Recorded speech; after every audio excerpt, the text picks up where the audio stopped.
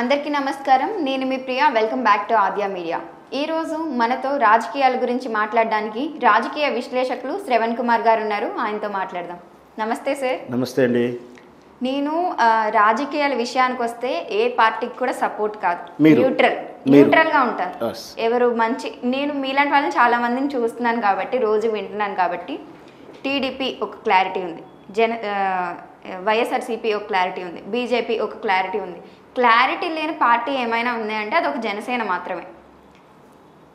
జగన్ని ఓడించండి, నన్ను గెలిపించండి అంటారు. ఆయన అధికారంలోకి వస్తే ఏం చేస్తారో చెప్పరు. ఇప్పటి వరకు మేనిఫెస్టోని రిలీజ్ చేయలేదు. సో ఇలాంటి క్లారిటీ లేని విషయాలు చాలా ఉన్నాయి. దీని గురించి అసలు మీరేమంటారు?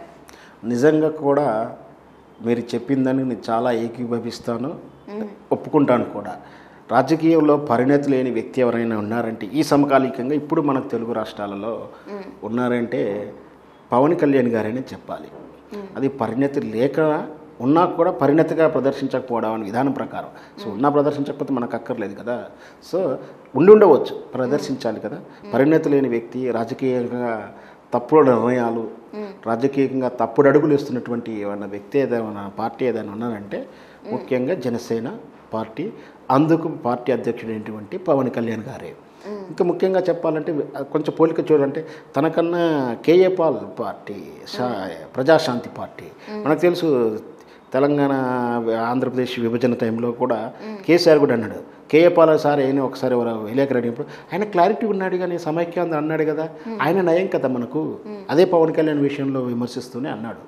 సో ఇక్కడ ఏంటంటే వాళ్ళు సపోర్టా అపోజిట్ చేద్దామా, ఇవాళ ఎటు దుంకుదాము, ఈరోజు ఇక్కడ నాకు మంచి అంటే ఇటువైపు దుంకుదాము, అక్కడ మంచి వైపు అటువైపు దుంకుదాము అన్నట్టు ఈ గోడ దుంకు రాజకీయాలు ఈ పవన్ కళ్యాణ్ పార్టీ చేస్తున్నటువంటి విధానాలు. సో ఇక్కడ ఏంటంటే ముఖ్యంగా చెప్పాలి అంటే ఏ రాజకీయ పార్టీ అయినా, రాజకీయ వ్యక్తి అయినా రాజకీయాలకు వచ్చిన తర్వాత ప్రజాసేవ కోసం వచ్చానని చెప్పడం అనే వాక్యం ఏదైతుందో దాన్ని పెద్ద జోక్గా మనం పరిగణించాలి. ఎందుకంటే ప్రజాసేవ చేయడానికి రాజకీయాలకు రావాల్సిన అవసరం లేదని నా వ్యక్తిగత అభిప్రాయం. ప్రజాసేవ చేయడానికి వచ్చినప్పుడు ఎవరి డబ్బుల ద్వారా ప్రజాసేవ చేస్తావు? ప్రభుత్వంలోకి వచ్చిన తర్వాత ప్రభుత్వం నిధులు ఇస్తే ప్రజాసేవ చేస్తాడట. సో నేను రాజకీయ నాయకులు అందరికీ చెప్పేది ఇదే. రాజకీయ ప్రభుత్వం ద్వారా వచ్చే నిధుల ద్వారా నువ్వు ప్రజాసేవ చేయడానికి నువ్వెవరివి? నీ వ్యక్తిగత ఆస్తుల ద్వారా, నువ్వు సంపాదించిన ద్వారా, లేదా నువ్వు సేకరించిన నిధుల ద్వారా చేస్తే ప్రజాసేవ అంటారు. లేదు డబ్బు రూపంలో కాకుండా వ్యక్తిగతంగా అంటే ఇక్కడ ఒక డ్యామ్ కడతాం అంటే వచ్చి 4 రోజులు పనిచేస్తారా వీళ్ళు? ఈ ప్రజానాయకుడు ఏమైనా చేస్తున్నా విన్నారా మీరు? ఎక్కడన్నా శ్రమదానం లాంటి చేస్తే ఫోటో దిగుతారు, పక్కకు పోతారు.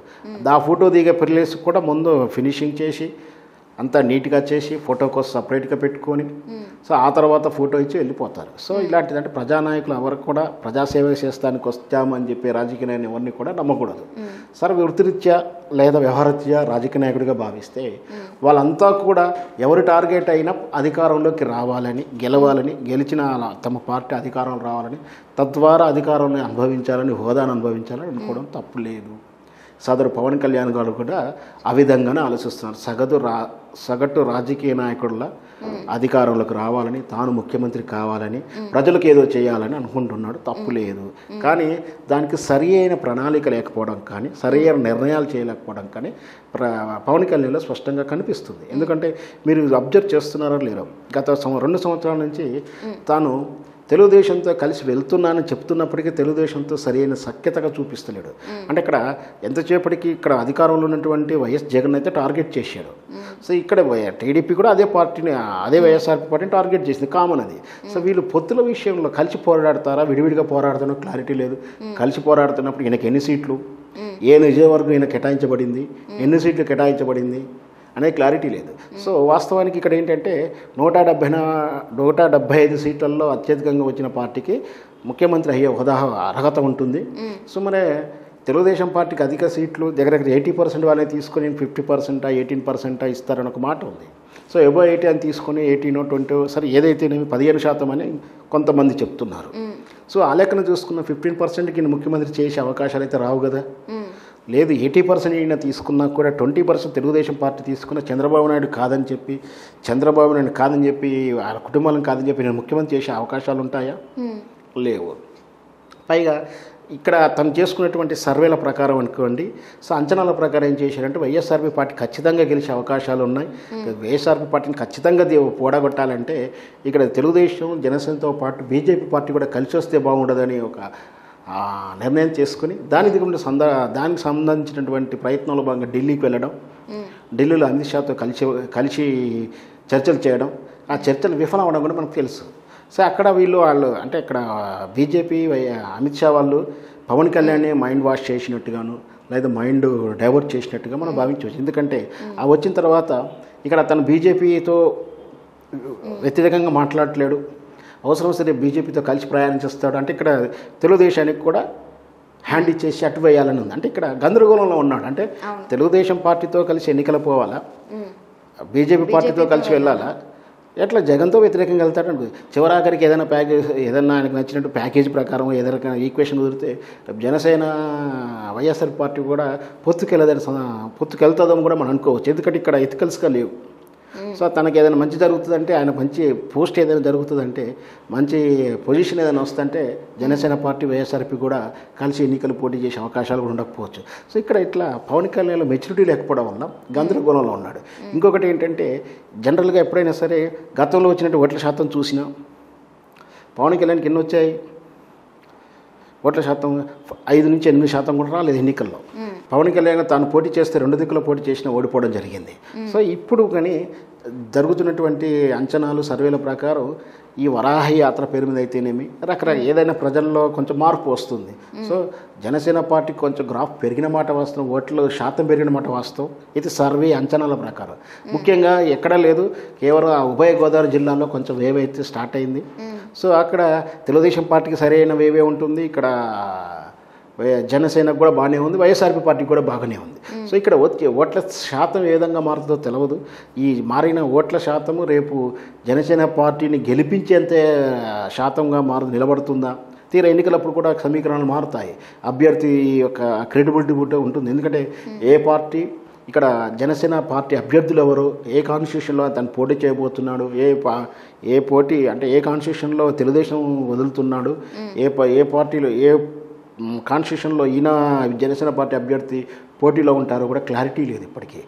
ఒకవేళ క్లారిటీ ఉన్నా ఆ సదరు వ్యక్తి ఈరోజు జనసేన పార్టీలో ఉంటాడా, రేపు ఇంకో పార్టీకి ఏమైనా మారే అవకాశాలు కూడా ఉండే అవకాశాలు ఉన్నాయి. ఎందుకంటే మనం చాలాసార్లు చూస్తున్నాం ఈ జరిగిన రాజకీయ పరిణామాలలో రాత్రికి పార్టీలు మారడం, ఏదో రకమైన అంటే తనకి ఇష్టం లేని వ్యక్తి పార్టీలోకి వచ్చాడు, ఈనాలికి ఇంకో పార్టీలోకి పోవడం, ఏదైనా గెలిచే అవకాశం ఉన్నప్పుడు వాళ్ళే పిలిచి టికెట్ ఇవ్వడం, ఇవన్నీ రాత్రికి జరుగుతున్నట్టు పరిణామాలు చూస్తూనే ఉన్నాం. అంటే జనసేన పార్టీకి ఏ కాన్స్టిట్యూషన్లో పోటీ చేయబోతుందో క్లారిటీ లేదు. ఫలానా మొత్తం ఆంధ్రప్రదేశ్లో 175 స్థానాలలో ఖచ్చితంగా ఈ స్థానంలో జనసేన పార్టీ పోటీ చేయబోతుంది అది లేదు. ఖచ్చితంగా ఇన్ని స్థానాలు ఖచ్చితంగా పోటీ చేయబోతున్నాం అది లేదు. దాంతోపాటు ఈ అసలు ముఖ్యమంత్రి అవుతారని అనడం, ముఖ్యమంత్రి కావాలంటే అన్ని స్థానాల్లో కూడా పోటీ చేయాలి అది నియమేమీ లేదు. ఎవరికి అత్యధికంగా ఓట్లు కాదు సీట్లు వస్తాయో ఆ పార్టీ తరఫున ఆ పార్టీలో గెలిచిన సభ్యులందరూ ఓటేసిన ఎన్నుకోబడిన వ్యక్తి సీఎం అవుతాడు. పార్టీ అధ్యక్షుడే కావాలని రూల్ లేదు రాజ్యాంగంలో. ఒక పార్టీ నీది ఏదైనా XYZ పార్టీలో ఒక 30 మంది గెలిస్తే 30 నుంచి ఎవరన్నా ఒకటి నాయకుని ఎన్నుకుంటే వాళ్ళు సూచించిన వ్యక్తి సీఎం అవుతాడే కానీ పార్టీ ప్రెసిడెంట్గా ఉన్నట్టు చెప్పి నువ్వు వచ్చి సీఎంగా చేయమని ఏ రాజ్యాంగం ఆహ్వానించదు. అక్కడ ఎన్నుకోబడిన ఎమ్మెల్యేలు అందరూ మా తరపున ఇతను మా నాయకుడు అని ఒక రిప్రజెంటేషన్ ఇవ్వడం ద్వారా సీఎం అవుతాడు. సో అంత మెజారిటీ నాకు రావాలి కదా. సో అలాంటి సందర్భంలో అంటే ఇక్కడ తను సీఎం అవ్వడానికి జరిగినటువంటి స్టాటిస్టికల్లీ గణాంకాలు ఏమీ లేవు, ప్రజల్లో అటువంటి ఆయన విశ్వాసాన్ని కల్పించేటటువంటి ఏమీ లేవు.